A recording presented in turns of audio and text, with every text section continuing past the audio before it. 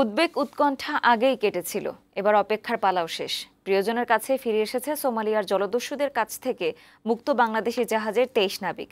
মঙ্গলবার বিকেলে চট্টগ্রাম বন্দরে পৌঁছালে পরিবারের সদস্য এবং বন্দর কর্তৃপক্ষ ও জাহাজ মালিকরা তাদের ফুলেল শুভেচ্ছায় বরণ করে নেয়। সবার মাঝে তখন স্বস্তি আর আনন্দ। দীর্ঘদিন পর প্রিয়জনকে কাছে পেয়ে আবেগ আপ্লুত হন স্বজনরা। চট্টগ্রাম থেকে নাইমুল ইসলামের প্রতিবেদন। এই আনন্দঘন মুহূর্তের জন্য দীর্ঘ ১ মাসের বেশি সময় অধীর অপেক্ষায় ছিল স্বজনেরা। তাদের সেই অপেক্ষা ফুরালো মঙ্গলবার বিকেলে। চট্টগ্রাম বন্দরের জেটিতে প্রিয়জনকে কাছে পেয়ে তাই আবেগ আপ্লুত ২৩ নাবিকের স্বজনেরা। সোমালিয়ার জলদস্যুদের কবল থেকে মুক্ত হওয়ার ১ মাস পর ২৩ নাবিক সহ দুবাই হয়ে সোমবার কক্সবাজারের কুতুবদিয়ায় নোঙর করে বাংলাদেশের পতাকাবাহী KSRM গ্রুপের জাহাজ MV আবদুল্লাহ। সেখান থেকে মঙ্গলবার বিকেলে পা রাখেন চট্টগ্রাম বন্দরে। কুতুবদিয়া থেকে নাবিকদের বহনকারী লাইটার জাহাজ চট্টগ্রাম বন্দরে নিউ মেরিন কন্টেইনার টার্মিনালে জেটিতে ভিড়লে একে একে নেমে আসেন নাবিকরা। এ সময় আগে থেকে অপেক্ষায় স্বজনেরা তাদের জড়িয়ে কান্নায় ভেঙে পড়েন। এই অশ্রু আনন্দের।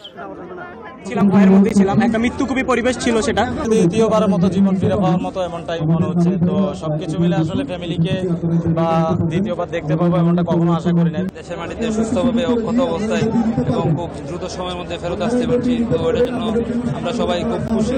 জাহাজের নাবিকদের ফুল দিয়ে বরণ করে নেন চট্টগ্রামের মেয়র রেজাউল করিম চৌধুরী, বন্দর চেয়ারম্যান MV আবদুল্লাহর পরিচালক CEO সহ বন্দরের ঊর্ধ্বতন কর্মকর্তারা। আমাদের সরকার দূরদর্শিতা এবং এবং কূটনৈতিক চালের জন্য, কূটনৈতিক পদক্ষেপের জন্য আজকে আমাদের সন্তানদেরকে আমরা ফিরে পেয়েছি। অসাধারণ একটা পদক্ষেপ আমি বলতে চাই। আমাদের সরকারের পক্ষ থেকে মাননীয় প্রধানমন্ত্রীর নির্দেশক্রমে আমাদের পররাষ্ট্র মন্ত্রণালয় এবং নৌ মন্ত্রণালয়, এই দুটো মন্ত্রণালয় বিশেষ করে সাথে অন্যান্য ছিল চমৎকার কিছু ভূমিকা তারা পালন করেছে। ইট ওয়াজ এ ভেরি ভেরি সাকসেসফুল একটা অপারেশন। আজকে সেই কারণেই সবাই সুস্থ সুন্দরভাবে দেশে ফিরে এসেছে, এটা আমাদের সত্যি আনন্দের বিষয়। দ্রুততম সময়ে নাবিকদের নিরাপদে ফেরাতে সম্ভাব্য সবকিছু করা হয়েছে বলে জানান মালিক পক্ষ।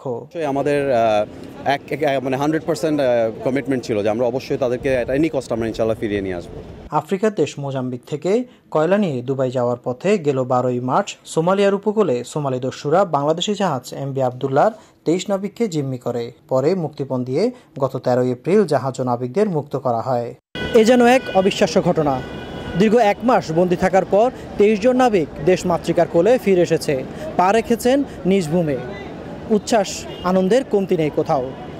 এই 23 জন নাবিক ও তাদের পরিবারের দাবি এই সাগরপথ যেন নিরাপদ হয়, সেজন্য ঐক্যবদ্ধভাবে সবাইকে কাজ করার আহ্বান জানিয়েছেন তারা।